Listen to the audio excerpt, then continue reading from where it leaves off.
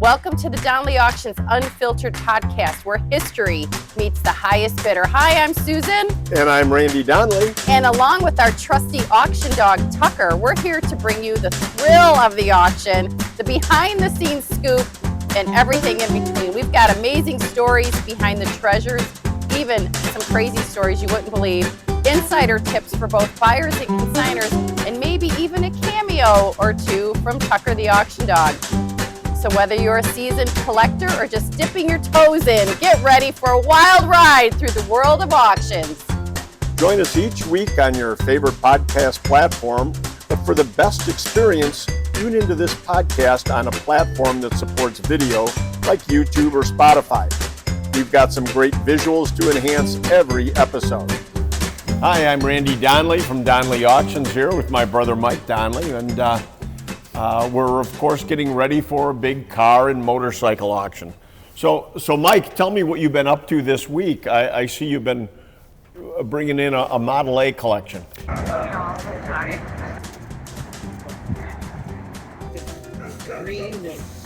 There's probably not much room right here. Okay. Yeah, we'll pull the latch on that door right there. It's right on the right. Everything should be great. Murray. So you want to open this door first? Yeah, this is from the Jim Dvorak collection. We call this the Survivor collection, and we call them survivors because they're all in original condition. That's how he collected his cars. He bought them out of garages out of Berwyn and Cicero and Lyons, and from the original owners. And this is the condition they were in when he was buying them back in the 60s and 70s. And he cleaned them up a little bit, and he would drive them around. But he was not a man that restored his cars. So they're definitely true survivors. They're from the 28th to maybe about 31 or 32 here, Ford Model A's. Now, do you guys clean them up like before? Yeah, every one of them ran too. Well, So, Jim was Jim, you know. I know. He was a nice neighbor. Do a lot of the guys just worry, like, oh, like I need to fix it, they might not have this part anymore, Yeah, and then you you buy never- duplicates, and you never use it. triples? And you never use it because the car's not being used too much. Tons of car parts. Probably more car parts than there are Model A's on the road right now. What do we got here, Jim? What is it? V8? Yeah, What year is that? 33. She gave it to her friend Kurt for 33 V8. Yeah. Nice engine. Nice. You got a car to put it in? Yes. Good. It'll get back on the road and be making noise again soon, huh? Yeah. But yeah, this garage is full. We're gonna our garage, we got to get it all cleared out. First, we're got to get the cars out of here, so we've got some room to work in here. And then we're gonna have to go in the house. So we got a lot of Model A parts up there. We're gonna be. How are the tires on this one? We need air in the front of these. You need air what? We need air in the front. Both of them? Yes. What a neat collection of vehicles. Now, I mean, as you said, I mean, this is the way he was finding them still driving around the Chicago suburbs.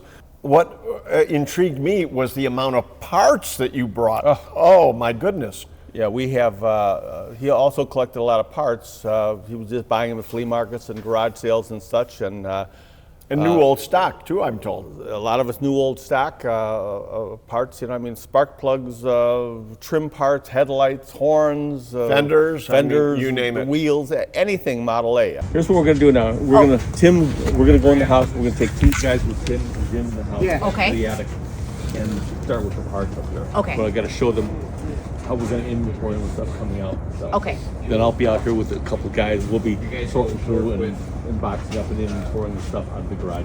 Okay. Our goal is here is be out of here by This will be 3 at the latest today. 'Cause Okay. we got to go back. We got to Hour. unload, get the truck ready to come back tomorrow. Okay.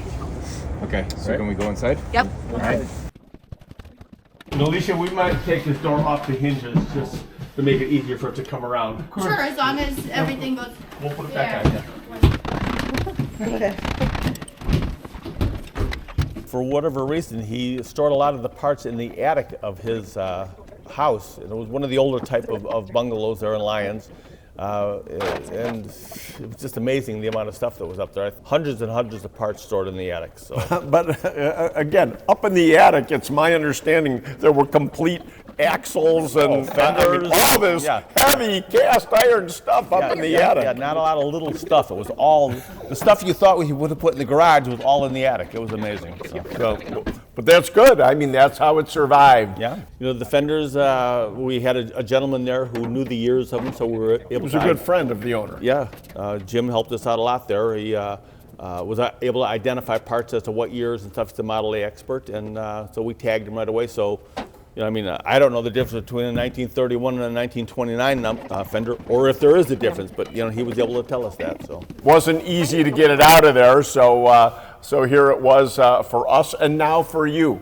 So everybody's going to get an opportunity to buy this collection coming up in February 15th. Here we go. Right around the corner. Yeah, that it is. More fenders. This will go in the second load. So. Okay. Jim, look at this Ural sticker on the front. I think he bought this in '69. This was the very first one ever that he owned. It's a little engine, isn't it? Yeah. Little engine that could. It's a little crankshaft. 221, right? 200.3 or 200.5. It's amazing that stuff's still around, ain't it? God, I didn't know anything about the motor in or anything. The rear end's rebuilt too. Is it? It's got all new bearings in the differential. Just parts. We got gas caps and radiator caps here and such that somebody will need. So we're just looking through parts now, figure out what we're going to take as far as parts.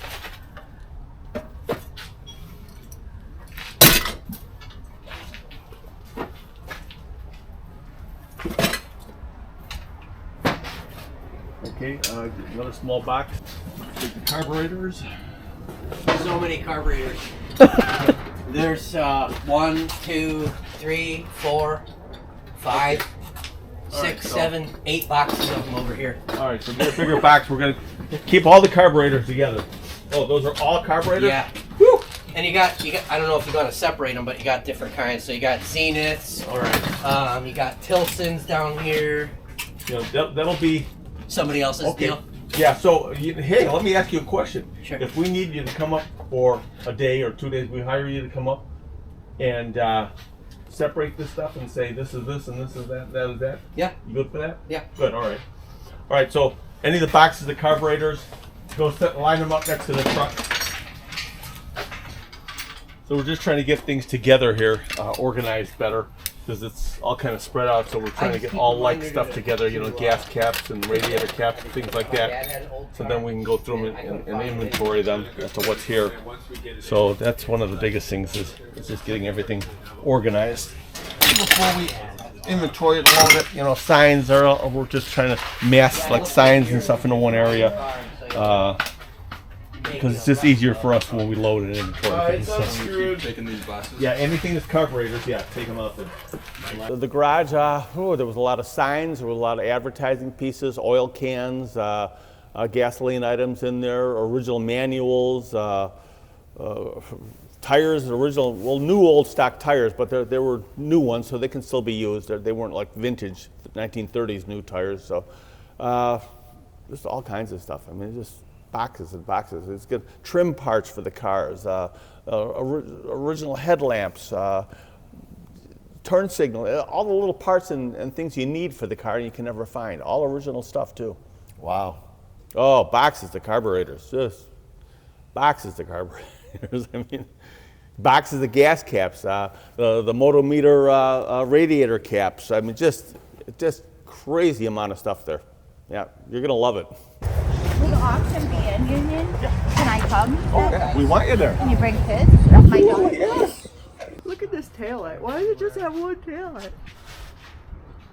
Any taillights and turn signals and such like that were not standard equipment. So you could buy taillights or turn signals and such. Most of it was done by hand signals. Stop was down, left-hand turn, right-hand turn. So you're saying when a Model A was sold, they didn't come with taillights? No. They only had headlights? They had headlights, yeah. Wow. Interesting. I never knew that. So it's all aftermarket stuff, and there's a lot of it there. So It really was the hand symbol. Oh yeah, there's no putting your tricycles. hand out. Yeah. It's like, I'm going this way. Put your whole body out the window. And the A's did have fuel gauges and speedometers, but the T's had neither. Wow. So it was hope you didn't run out of gas. Yeah. It'd be cold sitting in the back of this thing today, wouldn't it? Yeah. Wow. In the trunk?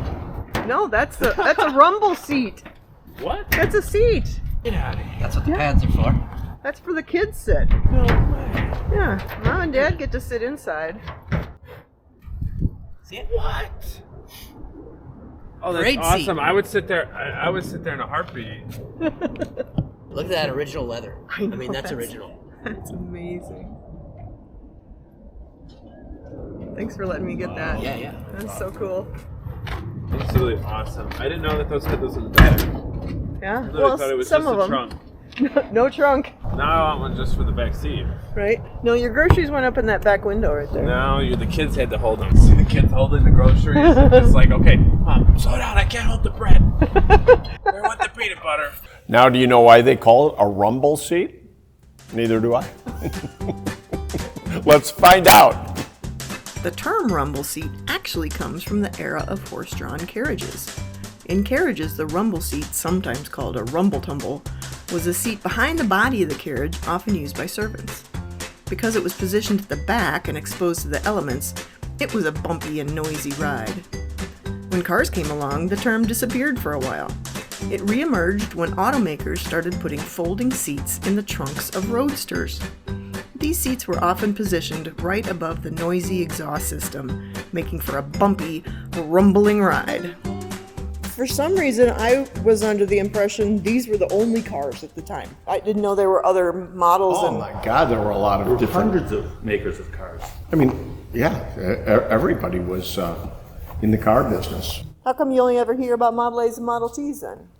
Because he sold so many of them. He sold millions of cars. You know, Henry Ford started the assembly line. Right.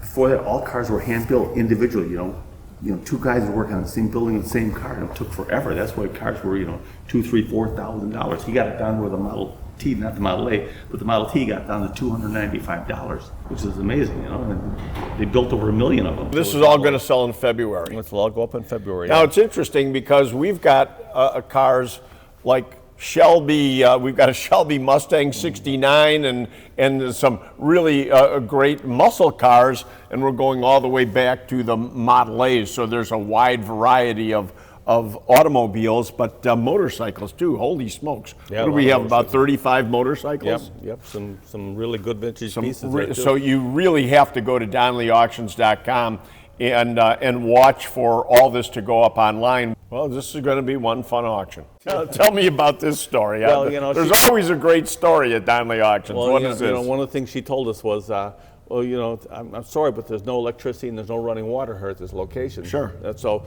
most of the parts were stored out, and the cars too were in a big 3-car, actually 6-car garage, because it was really deep, 3 across and 2 deep, so it was a big 6-car garage with all the parts and everything, and that was where his shop was out there.